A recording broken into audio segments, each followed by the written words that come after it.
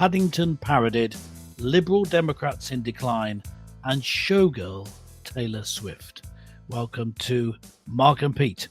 We have 3 stories lined up, with a saintly bear going rogue, a party fading into political compost, and the high priestess of pop selling everything but your soul.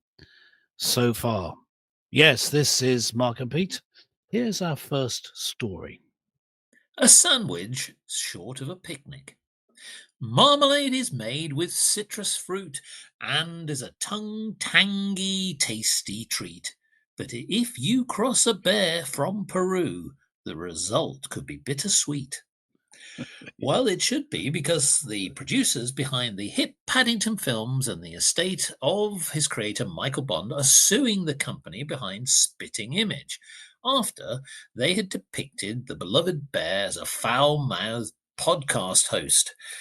Well, could it get any worse? Now, Mr. Pete, I know that we all like a bit of a jibe, a bit of humour, but maybe in this particular case, while we know that Spitting Image has had some cutting-edge humour, have they simply gone too far in parodying Paddington Bear, a lovely little bear?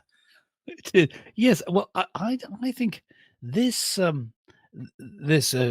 listeners will bear with me, this is similar to the misguided or going astray in your comedy, as was done by many people when they did a parody of the character from Some Mothers Do Have 'Em.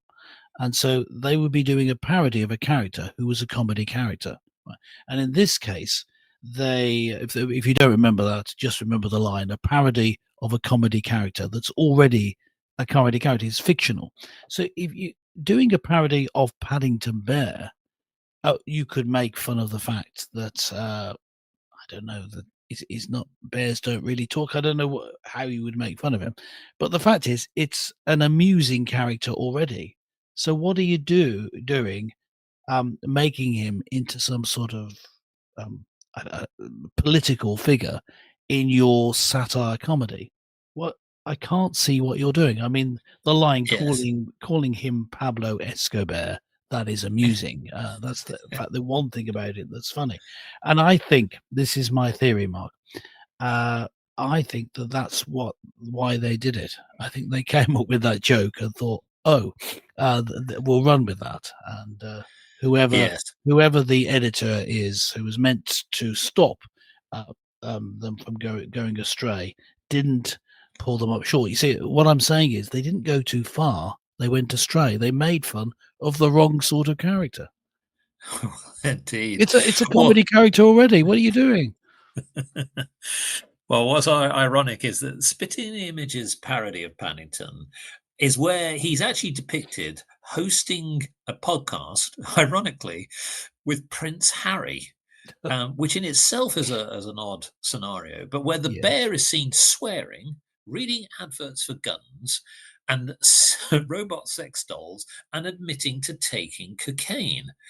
Now, maybe there is some association there that you can bring some, alignment with Prince Harry, maybe, maybe not. But essentially, what they've done is maybe misread the room here. Because to your point here is that this is really a children's character. And okay, Yes. it has been manifested into films which have appealed to adults as well. But at the end of the day, really, maybe turning it into a sinister character that way seems to get to people's emotional behavior, because I think it's not only upset adults, it's upset children, it's upset people in the industry. I think, to your point about the joke, yes, if we were to take the line of thinking offline, where behind the scenes the writers thought this would be amusing, I think that maybe one of the reasons commercially is that Spitting Image is still trying to bring its brand back, and they've got themselves back in the news. I'm not sure necessarily in the right way. Yeah, that's right. Yeah. Well, yeah, and I would say this. I don't think this is a case for us bringing in censorship. I don't think the government should step in and stop No. this satire show from satirizing whoever they like. What I think is they are open to being sued, and it does seem to me that it's damaging the brand of Paddington Bear, because it's taking their nice cuddly bear, as you said, an amusing, funny character, and making it actually unfunny apart from the name. So, they're not doing what say they're doing. They're not satirizing. They're actually damaging the brand of a cuddly bear and giving it a different image. And that's Yes. not covered under free speech, I wouldn't say. Well, it is covered under free speech in the sense that, well, you can say it if you want, but there are consequences.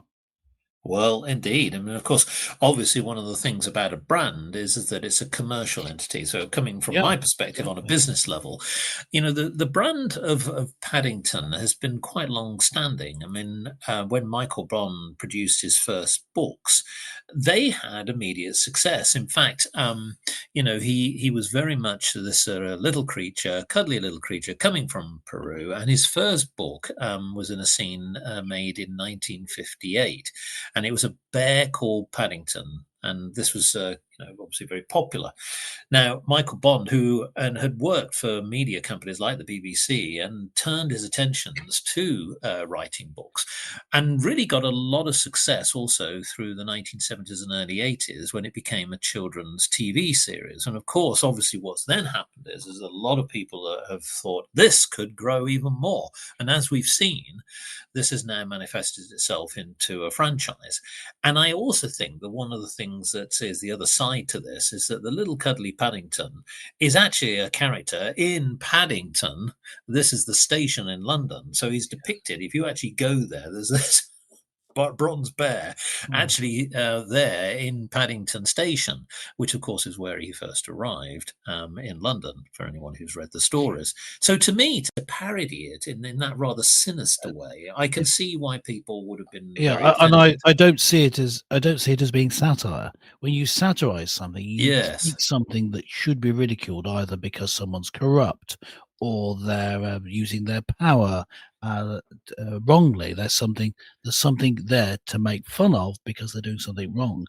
There's two things. One is Paddington uh, is just a lovable bear. What are you actually satirizing by just switching his character over? correct, And the second thing is it's a fictional character. So you're not really satirizing anything. You're just correct. taking someone else's creation and using it, hence they're open to being sued. Correct. He's not a politician. He is, as you say, I'm afraid, folks, breaking news. He is actually fictional. Oh, Sorry. Which, unfortunately, as I say, is does actually prove the point that some brands, there are some boundaries when it comes to critique. Well, we move on to a different story. Now, this is something where, sadly, actually, these are real characters, but in some cases, maybe in decline. This is the burning question. The Liberal Democrats is a party no one remembers and faded from politics like dying embers. Now comes the burning question or fiery suggestion. Where are the flaming members? Yes, yes. indeed. That's Well, what Ed Davies say. Yes. Well, it's remarkable that despite the fact that the Liberal Democrats had one of the most successful achievements in the last general election in 2024, the number of the Liberal Democrat Party members has declined under Sir Ed Davey. It's gone from 118,000 in 2020 now down to just 60,000 members and is predicted to decline even further. Now, is this just simply that many people are disillusioned with politics, or is it something more? Are they actually more disillusioned with the Liberal Democrats? Mr. Pete, I ask you, what do you think is going on here? Because this is a massive decline for the Democrats, isn't it? Well, the the short answer to that could be summarized by saying two words: Nigel Farage. I think that Uh, what's happening is that the those who don't like the current government or are disenfranchised for Tory voters because the Conservatives let them down so badly by not being conservative for the 14 years that they were in power. They where do they go? They're not going to go to the Liberal Democrats. They're not really the party to oppose what's happening, what the Labour Party are doing. They haven't got a vastly different agenda, and the Conservatives, certainly didn't. They were, if anything, more left wing than the Labour Party. So where are they going to go? All these people are going to the are going to reform, or maybe to the new party set up. Is it Advance UK? I forget the name of Mhm. it now. Mm. Which is still small, but it's more likely. I think they're more likely to gain membership, and in fact, they gained. I believe it was 30,000 within a week of them with them being launched. And if the Liberal Democrats have less than 60,000, well, that's a significant number. So I think that's what's happened. They've lost any sort of relevance that they had. And just one final point before hand back to you, Mr. Barker, that I have to say that the the role of the role on the right, who is taken mainly by Reform UK and Nigel Farage as leader, of people who are disaffected with the current government, they're not going to go for the Liberal Democrats. On the left, well, they're not going to go for the Liberal Democrats. If anything, they'll go for the Green Party, who've now really become Yes. effectively Marxists. So what we have is a position where the Liberal Democrats, who weren't that relevant in the first place, are now completely irrelevant. And oh yeah, I said that was going to be the final thing. The other thing, other thing that I would say fight, sort of weighs them down, is Ed Davey. Yes. See no more.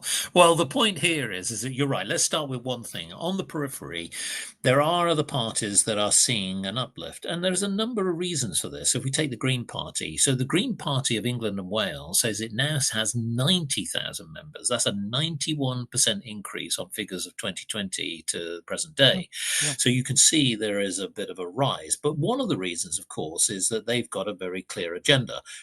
The word green sort of comes very much to mind, and they've got a cause, whether you agree with it, whether you disagree with it. But the point is that it's very distinctive in terms of what they're trying to go for.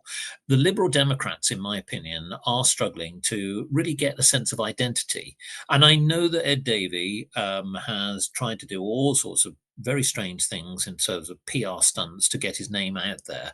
Well, that's all very well, and people might say it's very entertaining, but it's not relevant. It's not no, really getting to the he's point. If you he's look at become a somebody bit of a like the joke. Nigel Farage factor, he's very much focused on the substance of his subjects and his policy, and that's the thing which I think is really resonating with Sure, the yeah, public.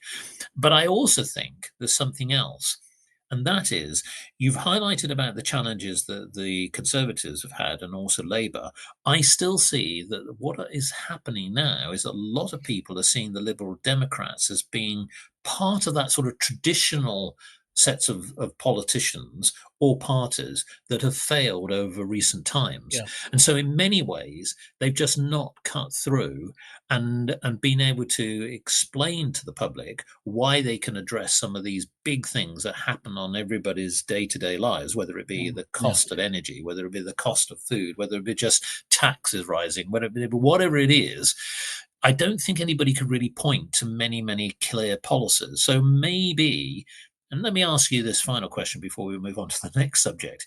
Do you think that the Liberal Democrats should change their leader, or is it really more of a lost cause? Well, there are 2 ways. Do they changing the leader would be a good thing to do. I think Ed Davey hasn't done them any favors, has he? I mean, he's now a bit of a laughing stock. I don't think he's got the right strategy for them. Not just change the leader, of course, as part of a whole rethink, change the leader. But I think that they are a lost cause. I think the point you made there, I was just thinking that was a good one. You were linking them with the old guard, Yes, what's known as the Uni Party, who seem to be all trying to do the same thing. Now, although they have some distinctives, it's how they're seen. It's perception, isn't it? So they're correct. seen as part of the old guard. They're thing to be kicked to touch. Labour and Liberal Democrats and Conservatives, they're all the old guard. We don't want them anymore. What they did has failed. They're all lumped together, and I think that you're right. That's probably the main thing, actually, that's dragging them down. We see Labour and Conservatives going to new lows, and they're just seen as part of that whole package. Afraid so. Well, let's just change the mood music. A swift ka-ching. If you're breaking lots of records with all your pop smash hits, the sound of cash comes in a flash from the noises it transmits. Yeah. Yes, indeed. Here once again. Yes, somebody we all know and love, Taylor Swift. Yes, Yes, we're Taylor big Swift's fans. latest album, The Life of a Showgirl, has once again secured tremendous numbers of volumes of sales, but also new, literally, records in the pop industry. What's right, quite remarkable that this particular album is really gathering pace.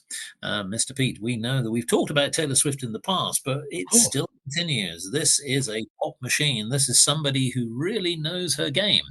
Let me ask you, first of all, why do you think Taylor Swift is so popular today after many, many years of success?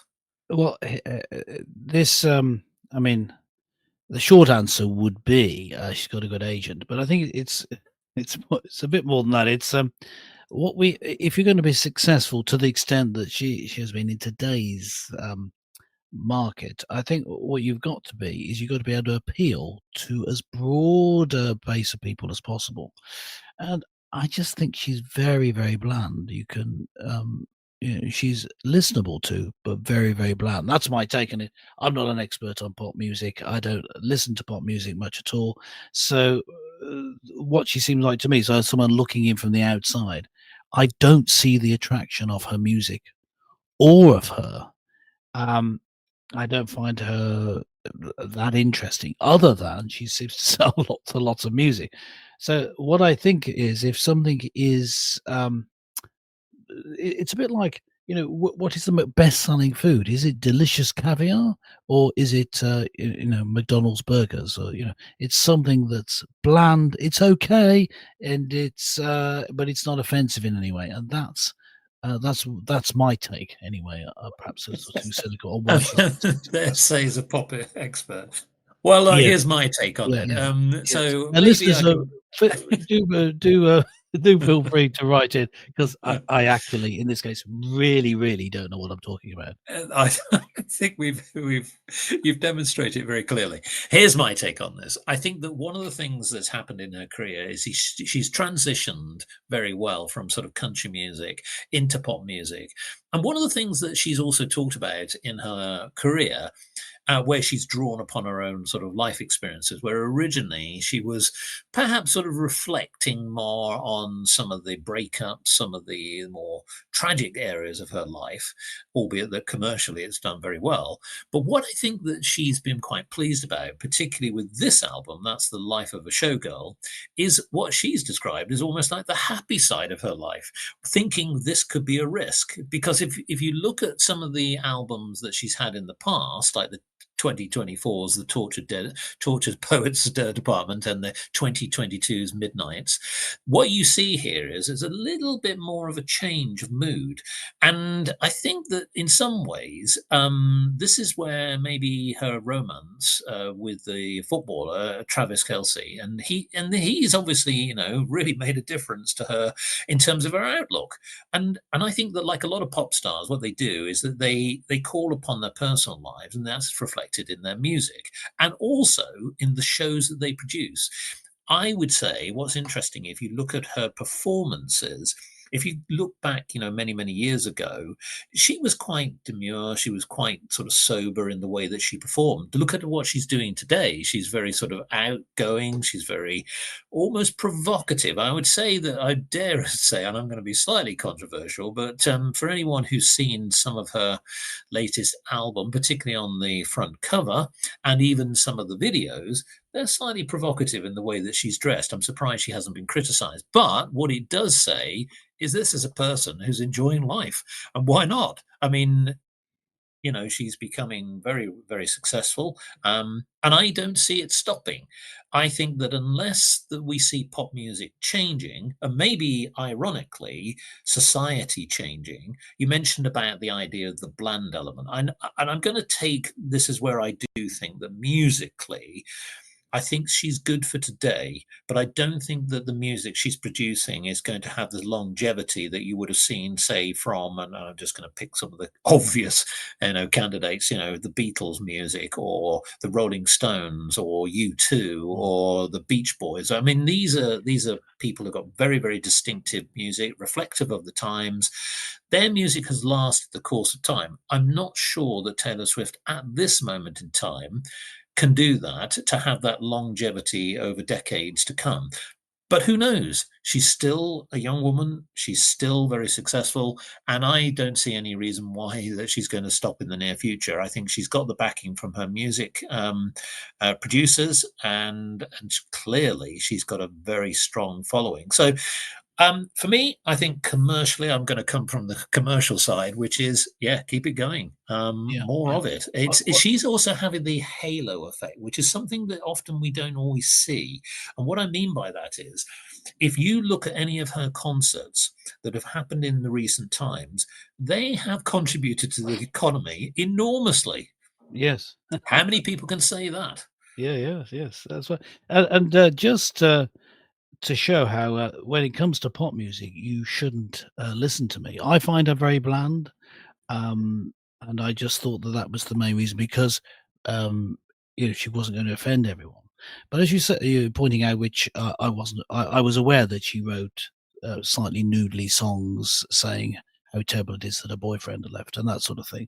And, that didn't interest me, but of course it interests other people. Of But course. it's interesting thing, just someone sent in this that you could take a line from one of the songs from her latest album, the Fate of Ophelia. Keep it 100. Okay, it says, the line. Here's a line from this song: "You dug me out of my grave and saved my heart from the fate of Ophelia." Ophelia, of course, from a Shakespearean play, who sadly dies and is left drowned, dead, but still beautiful, in a river. And you dug me out of that grave. It could almost be from a Christian song. So, yeah, well, maybe she has got something to offer. Who knows? I just give that sort of positive Yes. comment at the end. But yes, certainly she's having a big impact. But yes, as you point out, Mark, does that really mean that she's going to be remembered in years to come? Well, if we're still going in years to come, we'll perhaps we'll come back to it. And Well, here's my final suggestion. yes, So, Taylor Swift, come on the show. But more importantly, how about this? Why don't you just right the wrongs, write a song about Paddington Bear? yes, that's it. Or maybe about the Liberal Democrats. No, I And think feature Ed Davey in your next show and have him come even better, to so have him right dance off the back of the with Paddington coattails Bear. of a Yeah. showgirl. Well, Yes. that's really gonna be it from Marker B for this week. But remember to go to markerbeat.com and make sure you're subscribed. It's on the Spreaker podcast network, and you just make sure you subscribe to that. The thing about doing that is you can then make a comment on this and in fact on every episode, and we just love to hear from you. But that's it from Mark and myself for this week. Thanks very much for listening. Catch you next time.